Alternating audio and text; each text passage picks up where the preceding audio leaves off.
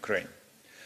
This meeting was both, this conversation was both easy and difficult.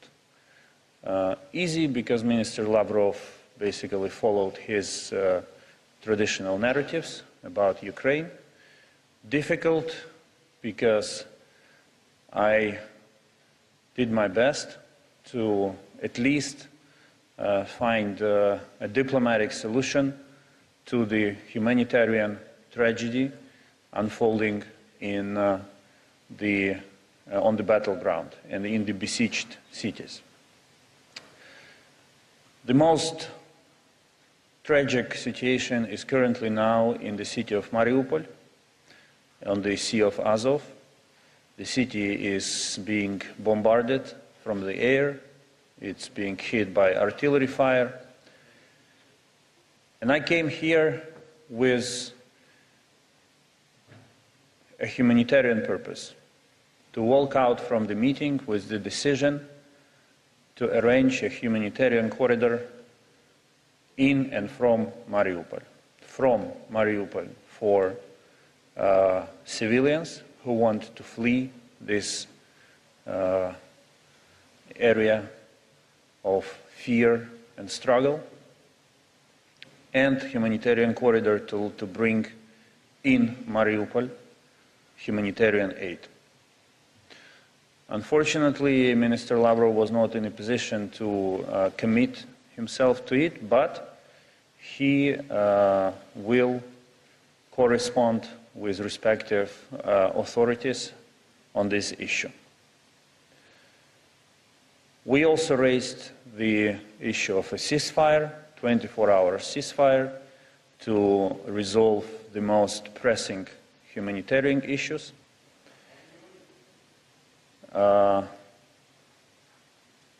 We did not make progress on this since it seems that there are other decision makers for this matter in Russia. We agreed to continue efforts to seek a solution to the humanitarian issues on the ground. I will be ready to meet again in this format if there are prospects for a substantial discussion and for seeking solutions. I believe that when two foreign ministers meet, they have, by definition, the mandate to negotiate issues of peace, security, the mandate entrusted in them by their leaders, by their parliaments. And I'm ready to continue this engagement with the purpose of ending the war in Ukraine, stopping the suffering of Ukrainian civilians, and liberating our territories from the Russian occupying force. I will now say a couple of words in Ukrainian for Ukrainian cameras. Доброго дня. Була майже півтора години розмова між мною і міністром Лавровим за посередництва міністра закордонних справ Туреччини Мевлюта Чавушоглу. Міністр Чавушоглу продемонстрував дійсно те, що називається добрі послуги і високий професіоналізм у намаганні зблизити позиції двох сторін. Я приїхав на ці переговори з двома задачами. Перше – це організувати гуманітарний коридор з та до Маріуполя. Це найбільш зараз важке місто з точки зору гуманітарного становища. І друге – це домовитися про принаймні 24-годинне перемир'я для вирішення усіх нагальних потреб людей, які захоплені війною.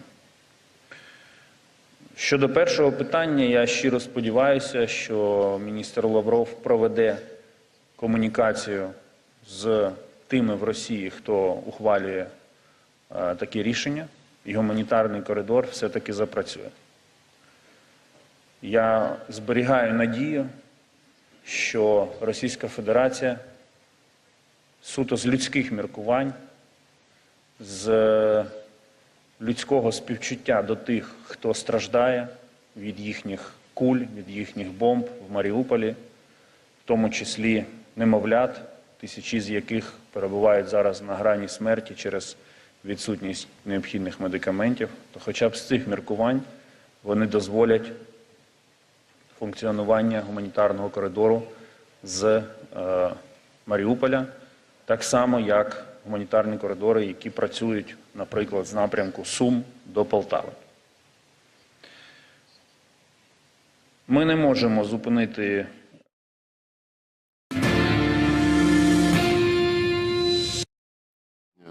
встречу с министром иностранных дел Турции господином Мевлютом Чавушоглу, а затем состоялась трехсторонняя беседа с участием... First with Mr. Mevlut Çavuşoğlu, and then we had a trilateral meeting.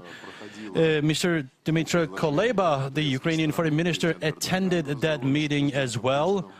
This meeting was done with the proposal of the Turkish side, and especially the president of Turkey, Mr. Erdogan, had a phone call with Mr. Putin, and this decision was made at that phone call. Of course, we are always for dialogue, and we are supporting every possible intervention for the solution. And the thing that I want to say is that at the end of these talks, we need to have an added value, and especially for from the side of my Ukrainian counterparts, and they always do that, by the way. There is no real negotiation was offered by them, and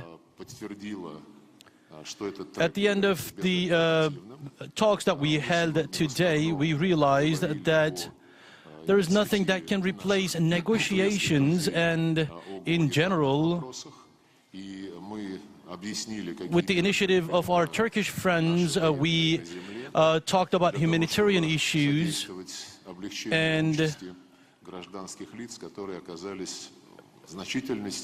we also talked about what kind of military measures should be taken to prevent harming civilians, because civilians are being used by the voluntary troops, and there are defense forces, and the civilians are being used as a shield, as a human shield. And these things are very well known, and the Russian Ministry of Defense, a couple times a day, the Ministry of Defense is having declarations on that issue, and at the same time, the Russian side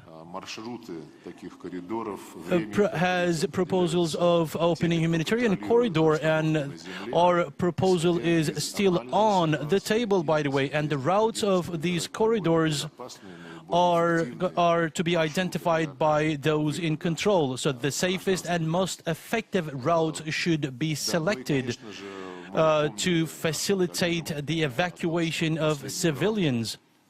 Alongside that, we wanted to remind our counterparts that in the last negotiations held in Belarus, the Russian side expressed its opinions in a detailed manner, and the Ukrainian side, as a result of the contacts made in Kiev, they are going to respond to us in the shortest possible time. Because the negotiations in Belarus, we want significant results come out of that. So we don't want to keep them limited to just declarations. So Ukrainian crisis should be brought into a solution altogether. This is our position. This is what we want. The interests of all the parties should be taken into account, and we should also consider the demands of European countries as well for the solution. The first channel from Russia, channel number 1.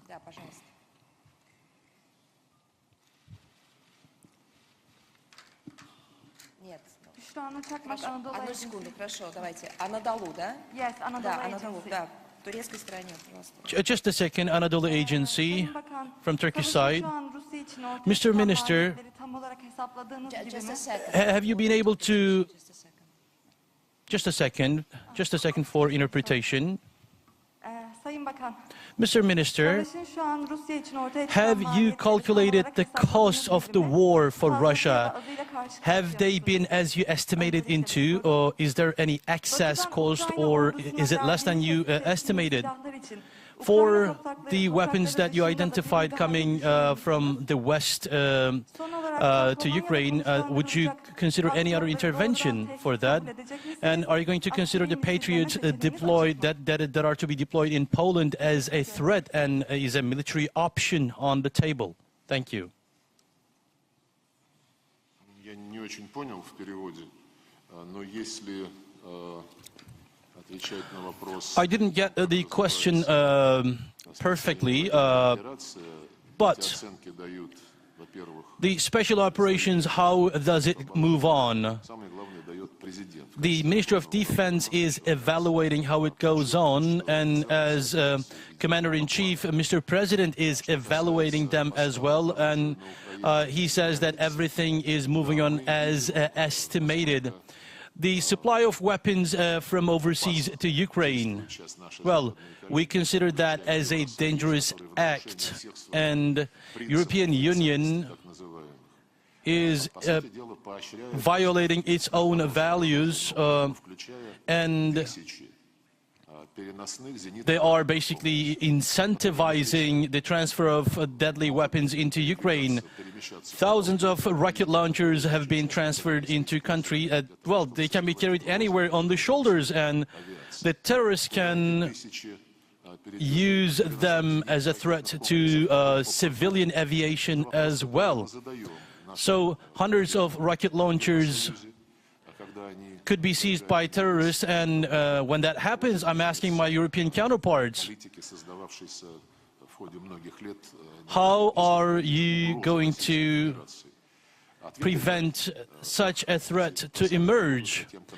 That threat would basically be for the Russian Federation. So these rocket launchers are going to be a threat for a long time for civilian aviation as well.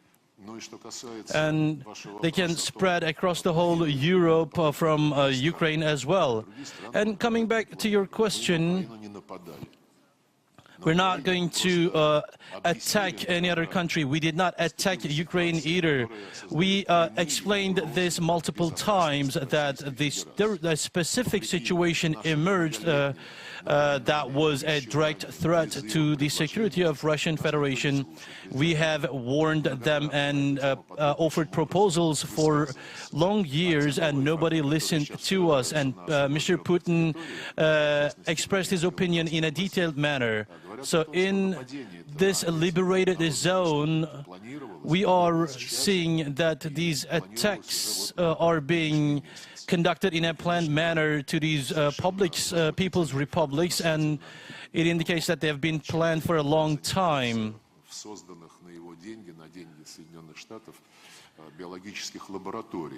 Pentagon, as a result of its own acts, it developed weapons in biological labs. I'm talking about specific pathogens, and, well, they could be used as weapons in biological warfare. So they rejected that no unlawful act is being done regarding that, and Europe was univocal. They said that they have no information on that.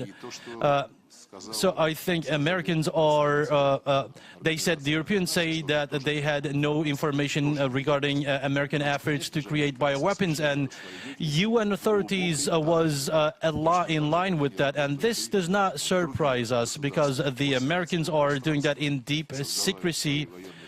And in post-Soviet places, they also have bioweapon labs close to the borders of China and Russian Federation. So prohibition of toxic weapons. This is a subject to an agreement. Any activity on that should be reported, and if they conduct any other activity outside their own soil, they have to report that. So those who send weapons to Ukraine, they should know that they're going to be responsible for what they are doing. And those who promote paid soldiers are going to be responsible for that as well. You know, there are extremist organizations as well. CNBC now, please. Thank you so much for taking my question. My name is Hadley Gamble. I'm with CNBC News. Your Excellency, Russia has used Your Excellency, a lot of different words to justify the invasion of Ukraine. You've said that it's for the Ukrainian people, but how can you possibly justify the bombing of a maternity ward and a children's hospital? different ways were used to justify attack on Ukraine, but attack on civilian targets and pediatric hospitals, how would you justify and explain them? And for the people of Russia, worse than we've seen the Russian economy since 1917 and the Bolshevik Revolution. How do you justify it to the people at home? Russia has billions of dollars of debt, and it is not perhaps going to be Thank you, sir. it's not going to be in a position to pay for that. Thank you very much. Coming to the issue of hospital, you know, there are a lot of claims on the monstrosity of a monstrosity coming from the Russian side, but in the United Nations Security Council meeting,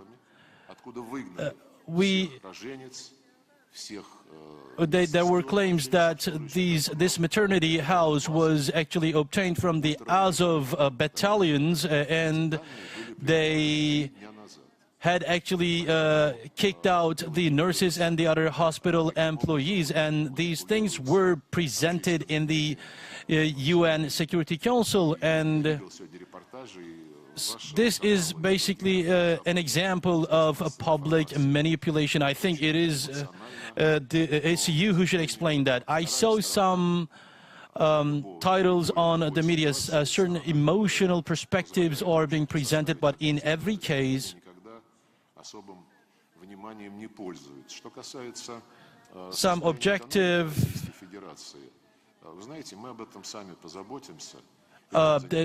the objective information is not really of interest of the media, and our government and our president is working on these issues, and we have said many things, and you say that we have said many things to justify the attack on Ukraine. Ukraine being transformed into an anti-Russian state. What do you have to say on that? From the people of Ukraine, they should speak for themselves, whether they are pro-Russia or pro-West. And was it humanitarian to ask for that in the elections? Such manipulations were made by some pro-Western candidates back during the elections, and I think it was in 2019 an anti-Russia legislation was imposed on the Ukrainian parliament, and there was no threat back in the time. But all the time, Ukraine is basically being turned into an anti-Russian instrument. Efforts are being spent to this end. When NATO is involved with claiming that Ukraine must be fully independent, Well, there were claims that the Ukrainian territories were going to be used to deploy weapons of NATO, and in the Ukrainian territories, when biological labs are disclosed, in these labs, anti-humanitarian activities were being conducted. And when that happens, we want to address the hearts and minds of our NATO counterparts. And they said that we can talk back in the time, and they said the NATO membership should not be a matter of negotiation. The Ukrainian side is to decide on that. So this is an issue that pertains to our interest and security, and how can issues like that be determined by NATO? And our activities in Ukraine, well, we're not trying to justify them. Our objectives have been disclosed very clearly, and we want to pretend weaponizing and militarizing of Ukraine, and we don't want a neo-Nazi government being established in Ukraine. And this neo-Nazi government, with certain fascistic troops that it creates,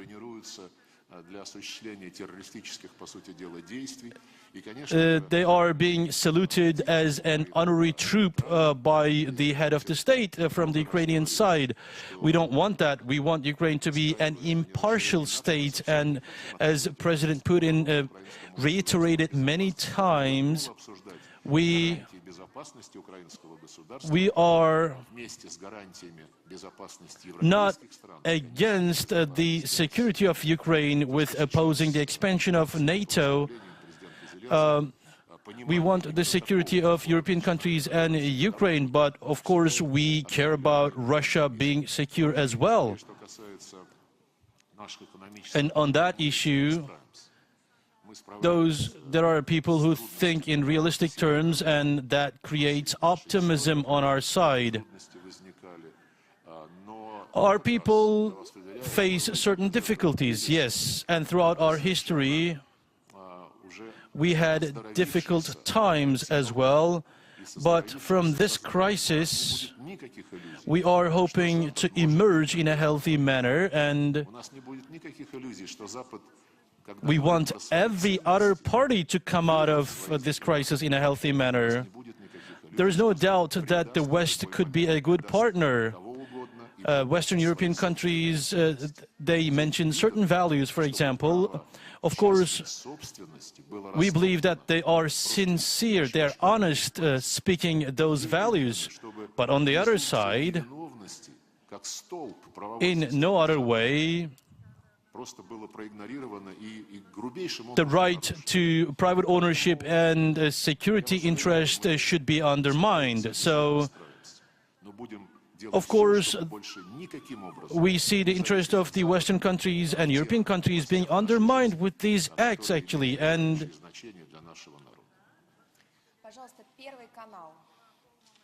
so we wish that we will never be depending on Western countries. Channel 1, please. Микрофон, пожалуйста. Сергей Викторович, добрый день. Первый канал Константин Панюшкин. Хочу вам процитировать одно из последних заявлений. I'm asking from Channel 1. Переговоров сегодняшних. Замглавы офиса президента говорит. Last explanations were made about the meetings today, diplomatic negotiations that were held today. At the presidential level, they said that the results could be obtained at the presidential level meeting. Do you see that realistic now? Everyone knows that Mr. Putin never backed down from negotiations and dialogue. We want these negotiations, of course, not for the sake of negotiations. We want to obtain concrete results. And with Mr. Kuleba, we had a meeting today, and we touched upon the issue that you mentioned, and I reminded him that it is possible to have a dialogue that we gather together if there is an added value to be created. And Ukrainian government, especially after the revolution, they want to have a negotiation for the sake of negotiation. They don't want to have a concrete result. So they speak just in front of the cameras. The Minsk agreement was violated by Kiev in a very rough manner, by the way. They want to have meetings over and over, and we reminded them that in 2019 the negotiations in Normandy format was suggested, but Kiev undertook no promises, and they started calling for repetitive negotiations, and they say the Paris decisions to be implemented. If we're not going to implement the decisions that we make, why would we have negotiations? Negotiations are held to solve the issues, and they propose Normandy format, and an expanded format was suggested to involve Poland and Turkey as well. Parallel contact groups were suggested. The French and German were offered to be involved as well. These are the suggestions of Kiev side, by the way. This can be explained in a simple manner. They want to be able to avoid their own liabilities with the help of the external side. Mr. Putin is not backing down a meeting from with Mr. Zelensky, but we need to have preparatory work on that, and we should have an agreement on that in the scope of Belarus meetings, and we are expecting a concrete proposal from Ukrainian side. Now it is time for Ukrainian press. Происходит похищение, пытки. Это было в Крыму. И мы знаем о 200 крымских татарах. Я заместитель председателя Меджлиса крымско-татарского народа на Римане Джиляле. We know the situation in Crimea. We know the situation of Tatars there. So there is an invasion in the south. Women are being kidnapped, and in Zaporozhye region, Leila Ibrahimova reported that in the scope of this 8 years, you went into a different stage now. We wanted the Turkish public know what happens in Crimea. Well, you said the truth, but you're filling the news with fake news. Fake news is spreading across the internet. I didn't hear that story, by the way. You mentioned kidnapping of a deputy, a parliament member. I didn't know that, and I don't know that, but they say Shevchenko disappeared. I don't know if she's found or not. And there was Kiriev in the first meetings, and they said he was killed, and then he was accused of high treason, and he was executed, they say. And then there was a rumor that it was a matter of internal discussion, so internal conflict. So when we look into stories like that, we find a lot of things. But you know what? When you just take a fragment, which could be an imaginary thing, by the way, if you take this and use it to create an anti-Russian environment in Turkey, this would not really fit our efforts of significant negotiations. It would violate the atmosphere of significant negotiations if you can express the name and last name I can look into it, so I didn't hear something like that. I know the case of Shevchenko, she did not get lost in Zaporozhye, she got lost in Kiev. If you allow me, I'd like to give opportunity to ask questions. Yes, there was a video footage in your home country, and you can basically spread this in your home country as you wish.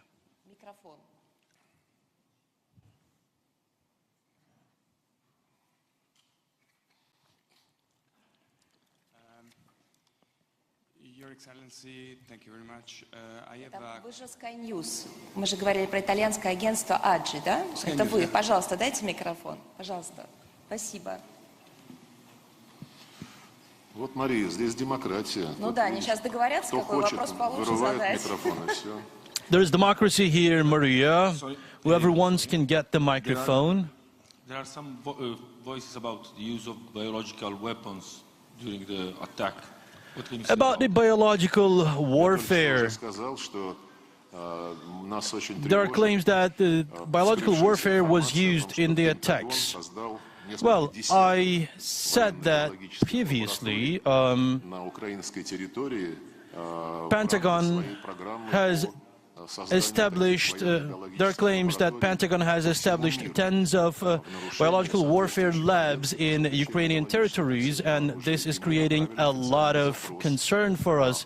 Such laboratories are subject to prohibition of biological warfare agreement, and on that issue we asked a lot of questions and we want answers. Such trials, of course,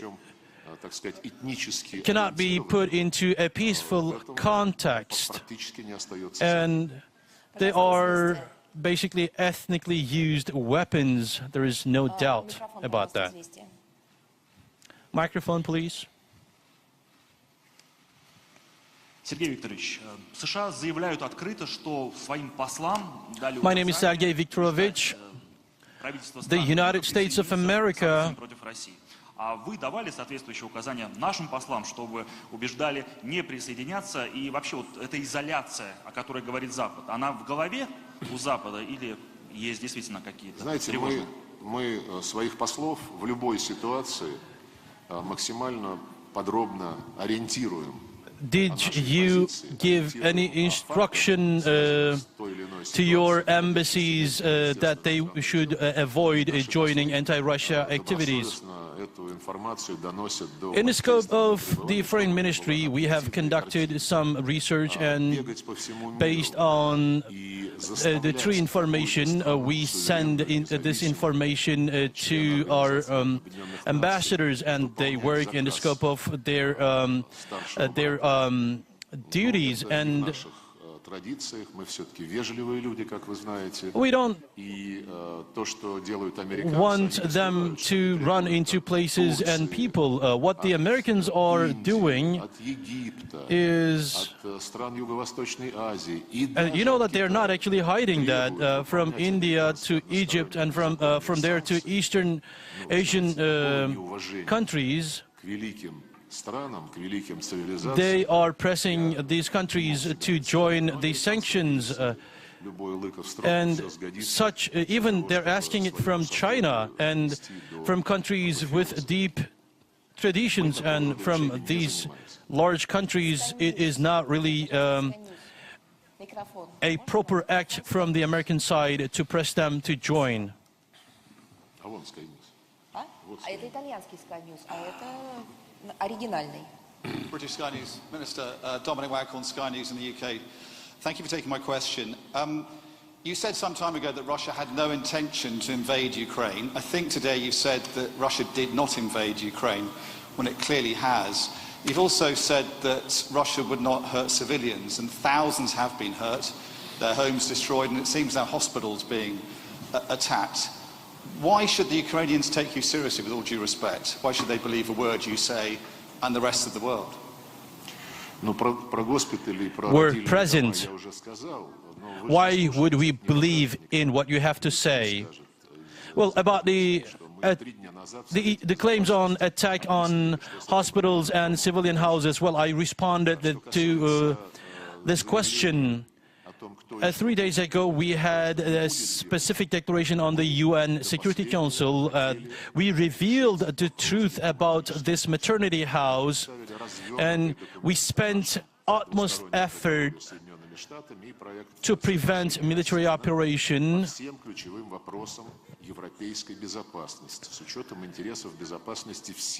We informed the United Nations and we conveyed our demands in written to the United States, and we want to provide the security for all the countries, including Ukraine, and we basically said most certainly decisions to be made about Ukraine, well, our opinions should be sought. We should have been consulted with. Our president, Mr. Putin, stated that very clearly why he decided on a military operation, and I believe he explained that very clearly. And if you don't believe in what I have to say, you can look into what Mr. Putin said on that issue. So with this, you can understand the rationale behind this operation. We want Ukraine to be an independent country, and we don't want this country to be ruled by a Nazi government, and we don't want it to impose a threat on us. And we, of course, want the Orthodox Russian Church to be independent in Ukraine as well. In the government coup attempt that took place 8 years ago, our efforts focused on inviting the Ukrainian government into a more reasonable attitude. And with the legislation that was made, Ukrainian was designated as the only language in the country. All the other languages, including Russia, they were subject to a legislation, and Bulgaria, Romania, and Hungary exhibited their concern, their discontent on that issue as well. So with this separatist legislation, they created an exception for European language. And so the only communities who were deprived of using the mother tongue became the Russians then. So only the Russian language became a subject of a prohibition. What West asks from Ukraine is that Ukraine should have an anti-Russian position all the time. And no referendum was held in Kosovo, for example, and we know that in the disintegration of Yugoslavia, this country was bombarded, and the independence of Kosovo, when it was declared, all the Western countries applauded this. And they asked for free elections. Of course, this could be done, but referendum cannot be held in Crimea. The people of Crimea does not have such a freedom. Why? Because, like Great Britain, an established country aims to avoid a big state in the Balkans, and they are following a similar policy on the Russian Federation as well. Well, once again, I'd like to reiterate that the issue here is not really Ukraine. It is about everything Russian, Russian interests, Russian culture, everything Russian is being attacked. The reaction from the Western side to our activities is that harsh, and this is the reason. And a life and death struggle is being made, and we are fighting this war for the Russian interests. Ukraine Foreign Minister Thank you very much. There is no progress on ceasefire. And my question is, Ukrainian Foreign Minister had a declaration, outcome during this meeting, and what's your plan and to ease they said there is no improvement on the issue of ceasefire. Have you obtained any concrete result here? What do you have to say on that?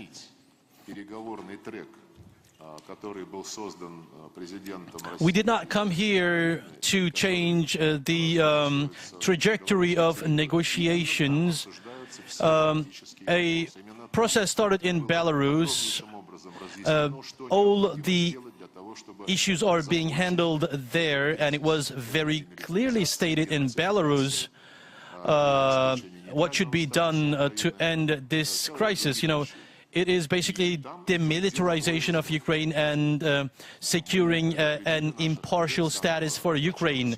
And on these issues, we are still negotiating, and we said to our counterparts and colleagues that we are not opening a parallel line of negotiation here. Ukrainian side wants that, but for the reasons that I stipulated, they want to have a method like that, and they're demanding to establish new formats, and they want to bring this up on the news. But the negotiation that we had today indicated that Mr. Kuleba said that there was no agreement on the ceasefire. Well, we did not have any such objective here. The suggestions, the proposals that we had put on the table today were already known by the Ukrainian side, and we put them to the fore before. So ceasefire and humanitarian corridor are being talked about, and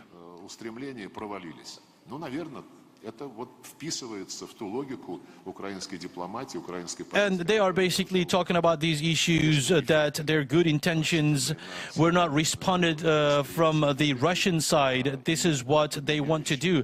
The Ukrainian diplomacy is working on instant perception, and this is being done to avoid the major issues. Thank you for having me. Saida Zahidova from A News. My first question is, the USA bans import of Russian oil and gas. What is the Russian oil politics with Europe? And second question is about the sanctions. How Russia is reacting to the sanctions from different companies and countries? How is going to be your delivery of petroleum to Europe? Another issue is about the investment, about the sanctions. What does Russia have to do on that issue?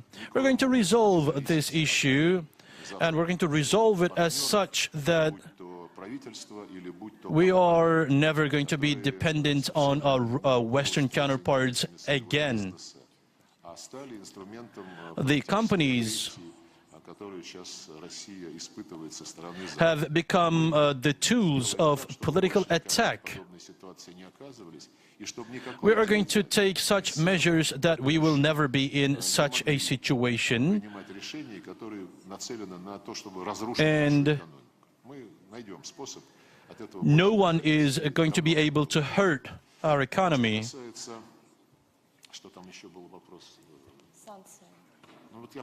One more question was asked. Yes, about the sanctions. Yes, the issue on petroleum and gas from Russia to the United States. Well, all these issues, we're leaving all these issues to the conscience of our Western counterpart. We have never used petroleum and gas as a weapon. I think it was in the year 2010 when the first crisis emerged. The Ukrainian government started stealing the transit gas that went through the Ukrainian territories, and they stopped paying for the gas that they were buying from us, and we started delivering the transit gas. We kept delivering it. Did Europe guide the Ukrainians in the right directions back in the time? No. They knew what was happening back in the time, and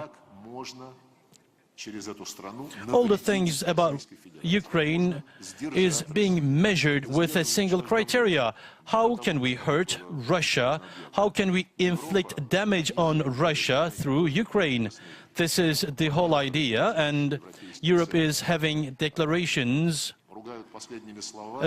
and they're talking about European values, and they speak what they have to say, and they say they're going to get petroleum and gas, otherwise they're going to be cold in this weather. Well, as Mr. Alexei said, as our Prime Minister, Vice Prime Minister said, that we are not insisting on them to purchase Russian gas. If they have a replacement, they can use it. There's an American Hello, thank you for correspondent here. I'm Elvan Kıvılcım from Wall Street Journal.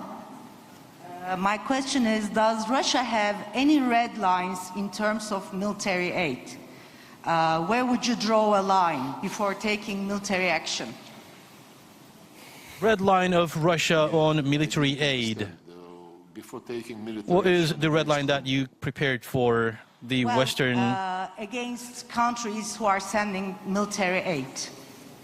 Do you have a red line? For instance,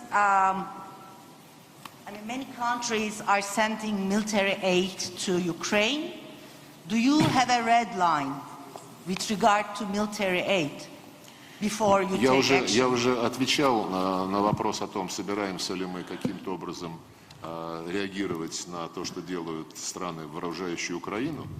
Мы считаем, что about the countries that are weaponizing Ukraine, well, we believe that they are creating a huge threat for themselves, because there are Stinger missiles, there are rocket launchers, and they are going to be a threat to them as well in time. So Ukrainian government is receiving and distributing these weapons without any registry. And this is a significant issue. We didn't say that we have a plan against NATO countries. As Lisa Truss said, if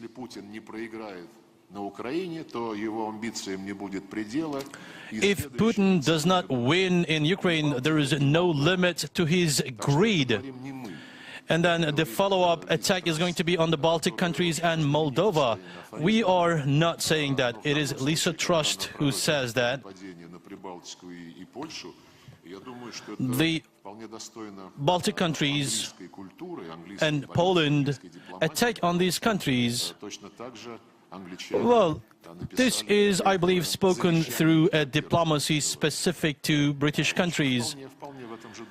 They had, declared a fake will of Peter I in time, back in time. Andrei Kolesnikov from Kommersant paper.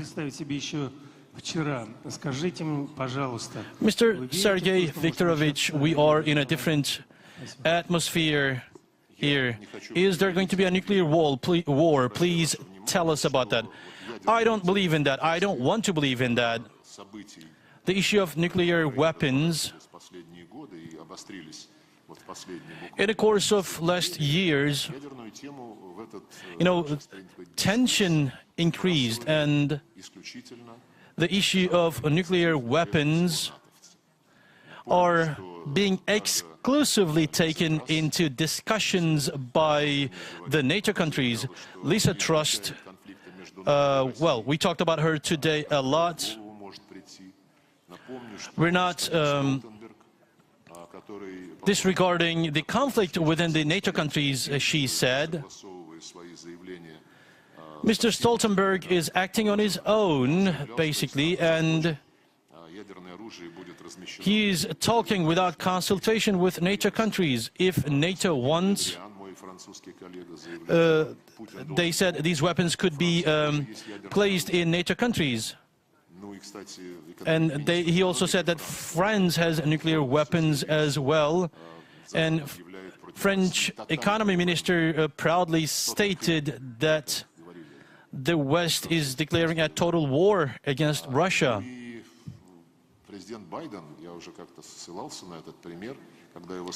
And President Biden, when asked about that,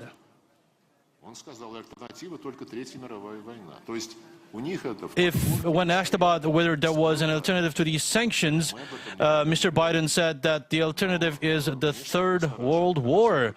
It means this is crossing their minds, and this is concerning us. So they are talking about the same issues over and over. Президент Казахстана Касым-Жомарт Токаев ранее предложил Казахстан в качестве площадки для переговоров между Россией и Украиной. Рассматривает The president of Kazakhstan, Mr. Tokayev, переговоры конфликтующих сторон. He mentioned that conflicting parties could meet elsewhere, and I said at the beginning of my meeting, to the countries that invite us, to the countries that propose the venues for these talks, well, we appreciate these efforts from these countries. There is a huge crisis that we have, and a lot of people are spending effort into the solution of that, and we appreciate and we're grateful for the solution effort, and we want these efforts to be balanced. What matters the most here is that we believe in these suggestions. Our Turkish and Kazakh friends propose these proposals, these offers with all the good intentions, but we don't want these meetings to avoid the real obligations by the Ukrainian side. So Kazakhstan said that the contact groups countries could be used for these negotiations, and Turkey was suggested for these meetings, and there is a demand for that.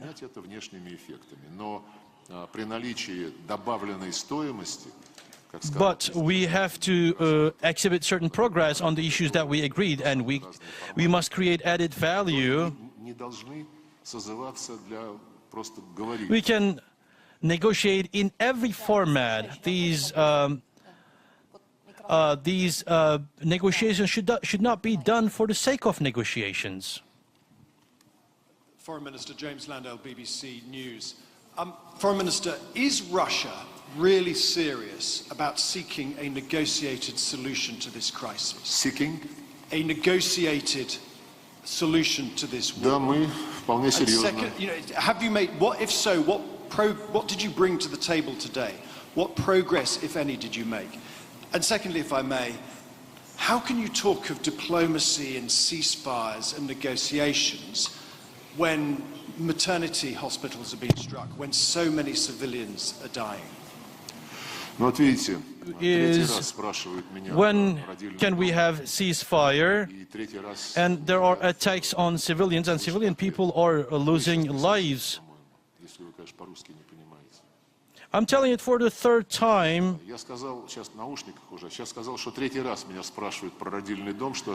Perhaps you did not listen to what I had to say. We have been talking about this maternity house for the 3 days. We're talking about a concrete event.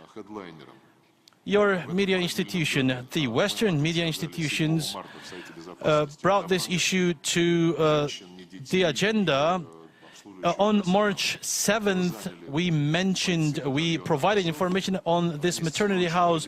There was no patients, there was no employees in this maternity house. The Azov battalions had seized this place, and they had located the resistance forces in this place.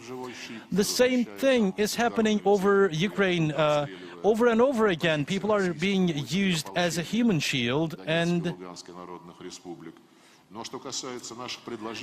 Donetsk and Luhansk, People's Republics, they are running such a fight against these two republics. So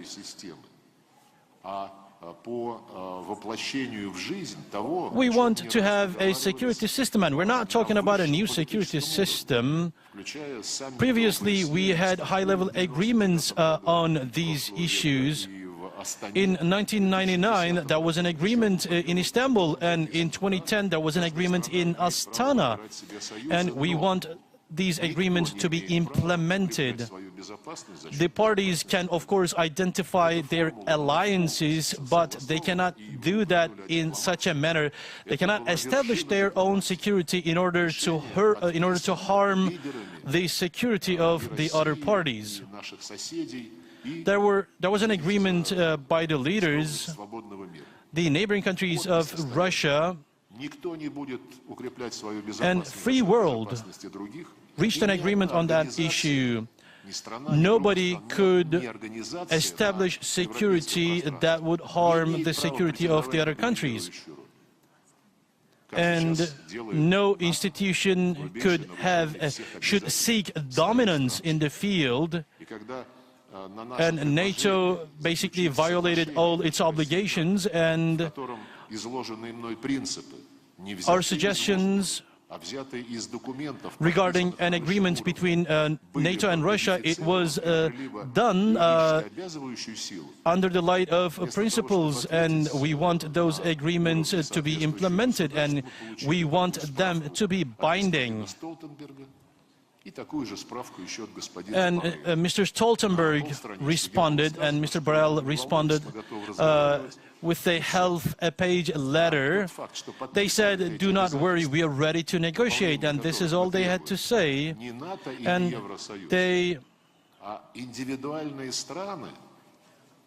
we want the implementation of these agreements, European Union, the UK, and all the countries of the West. They must implement their obligations, and they basically entrusted Mr. Secretary General with authority, and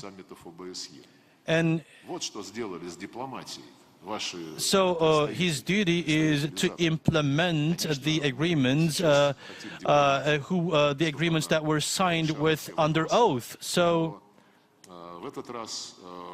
they say that every issue should be solved through diplomacy. Yes, we said that in a very clear manner, that Ukraine must be demilitarized.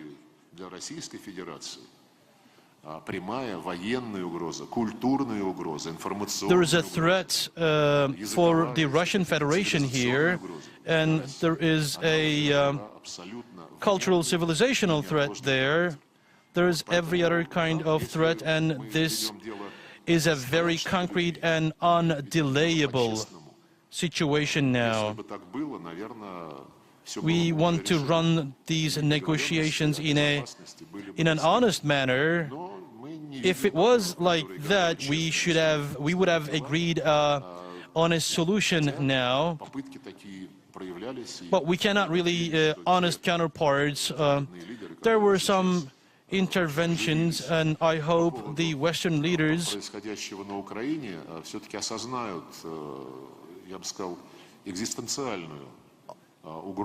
I hope they comprehend what happens actually in Europe. I wish they're going to comprehend the threat that is forming in Ukraine against Europe as well.